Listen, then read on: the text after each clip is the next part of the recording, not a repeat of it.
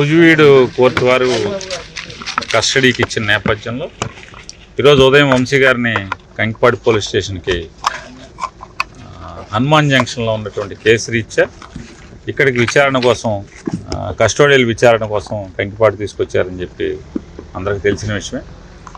అది రాత్రి నుంచి శ్వాస అందక ఇబ్బంది పడుతుంటే హాస్పిటల్ తీసుకొచ్చారని టీవీల్లో చూసి, టీవీలో అన్నింటిలో కూడా వంశీకి అస్వస్థతగా ఉంది, కంకిపాడు హాస్పిటల్కి షిఫ్ట్ చేశారు పోలీస్ స్టేషన్కి అని చెప్పి టీవీలో వస్తుంది. అందరం పరిగెత్తుకుని వచ్చాం. డాక్టర్లను అడిగితే వైద్యం చేస్తున్నామండి, ప్రస్తుతానికి ఆక్సిజన్ అవన్నీ ఏర్పాటు చేసాం, కొద్దిగా స్టేబుల్ అవుతుంది, అంటే సీరియస్ అయితే మేమే రిఫర్ చేస్తాం కదండి, లేదు ప్రస్తుతానికి అంటే ఒక వామిటింగ్ కూడా అయింది. అది పోలీస్ స్టేషన్లోనే వామిటింగ్ ఎందుకు అయి ఉంటుంది, వామిటింగ్ ఎందుకు అయింది అంటే రకరకాల కారణం ఇన్వెస్టిగేషన్ చేయకుండా నేను చెప్పలేను కదండి, టెస్టులు చేయాలి, చూస్తున్నామని.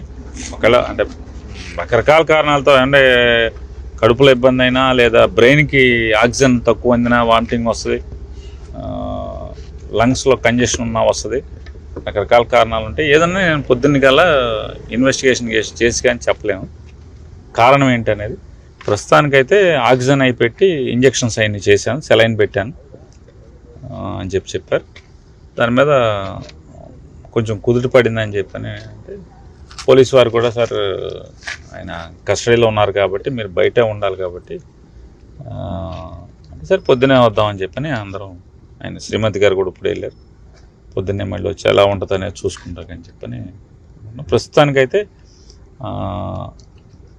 స్టేబుల్గా ఉందని చెప్పి డాక్టర్ గారు చెప్పారు. వంశీని కూడా దూరం నుంచి చూస్తే కిటికీలో చూస్తే ఆక్సిజన్ అవన్నీ పెట్టి ఉన్నాయి, సెలైన్ వెళ్తుంది, బాగుండాలని కోరుకుని. అట్లాగే ప్రభుత్వం వారిని కూడా, ఎవరైతే ప్రభుత్వాన్ని నడిపే వాళ్ళని కూడా కక్ష ఉంటే సంవత్సరం జైల్లో వేసుకోవాలి, కానీ మనిషిని తుదముట్టించేయటానికి లేదా మనిషిని చంపి తద్వారా ఆనందం పొందుదామని కనుక పైశాచిక ఆనందం పొందుదాం అనుకుంటే ఇంతకన్నా మీ ప్రభుత్వం లేకపోతే ప్రభుత్వాన్ని నడిపేవాళ్ళు మీకే నష్టం, మీరే దిగజారుతున్నారు అనేది ప్రజల దృష్టిలో కూడా చూసుకోండి. అంటే కేసు మీద కేసు, కేసు మీద కేసు, కేసు మీద కేసు, తప్పుడు కేసులు కొత్తగా తయారు చేసి మామూలు ఇంట్లో గబాలను అనుకోకుండా చుట్టాలు వస్తే అప్పుడప్పుడు అన్నీ తెచ్చి ఉప్మా వండినట్టుగా తప్పుడు కేసులు, మనం ఉప్మా వండినంత సులువుగా తప్పుడు కేసులు ఎఫ్ఐఆర్లు సృష్టించి కేసుల మీద కేసులు పెడుతున్నారు. కానీ ఆరోగ్యం బాగోనప్పుడు ఏ హాస్పిటల్కి వెళ్తే హాస్పిటల్లో బాగోపోయినా కూడా బాగుందని రాయించటం, ఇట్లా కస్టోడియల్ విచారణ అని పేరుతో ఈ రకంగా ఇట్లా చేయటం ఏముంది. కస్టోడియల్ విచారణ 2000 తెలుగుదేశం ప్రభుత్వంలో తప్పు చేశాడంట, అప్పుడేమో సమ్మగా ఉంది చంద్రబాబు నాయుడికి లోకేష్కి, ఇప్పుడేమో దాని మీద పగలు తీసేయాలంటున్నారు. ఏది పాత చంద్రబాబు నాయుడు ప్రభుత్వంలో తప్పులు చేశాడంట, ఇప్పుడు పగలు తీస్తారంట, అప్పుడేమో సమ్మగా ఉంది మా ఆలేపు ఉంటే. ఇట్లాంటివన్నీ తప్పుడు కేసులతో విచారణ చేసి ఇది ప్రజలు హర్షించరు. ప్రజలు మంచిగా పరిపాలించండిరా బాబు అంటే వేసిన ఓటు ఎంతమంది వేల మంది వైఎస్ఆర్ కాంగ్రెస్ పార్టీ కార్యకర్తలను కొడతాం, నడవలేకుండా చేయటం. ఏముంది పోలీసు ఎవడు కొట్టమంటే ఆడు కొట్టే స్థితికి వచ్చి తెచ్చారు మీరు, రేపైనా ఇట్టాగా ఉంటుంది.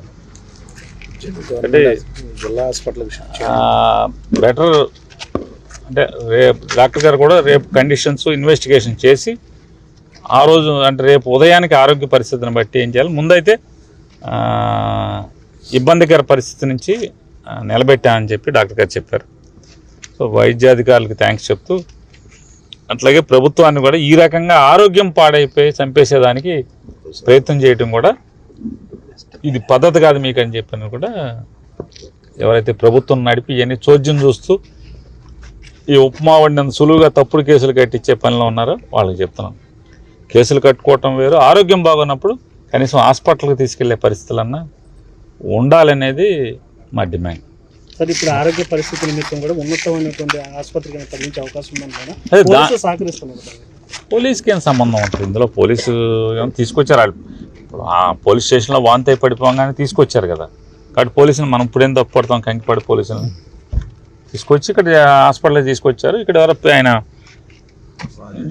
రాజేష్ అని ఎవరు ఆయన పోస్ట్ గ్రాడ్యుయేషన్ చేస్తున్నటువంటి డాక్టర్ ఉన్నారు. ఆయన ఇమీడియట్గా చెప్తున్నాడు, రెస్పాండ్ అయ్యాను సార్, నేను ఆక్సిజన్ సఫిషియెంట్గా పెట్టాను, బాగానే తీసుకుంటున్నారు ఆయన.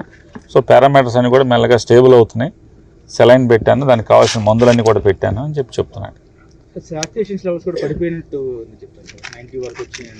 పడిన తర్వాత ఇప్పుడు కొద్దిగా మెల్లగా ఇంప్రూవ్ అవుతుంది. మళ్ళీ చూస్తానండి. నేనైతే నాకు ఈ కేసులు ఈ కక్షలు మాకెందుకు ఉంటాయి సార్? మాకేం అవసరం? నేనైతే వంశీ గారిని శుభ్రం చేయటాకే ప్రయత్నం చేస్తున్నాను, నా శాయశక్తిలో ప్రయత్నం చేస్తున్నాను. ప్రస్తుతానికి స్టేబుల్గా ఉన్నాడని చెప్తున్నాను.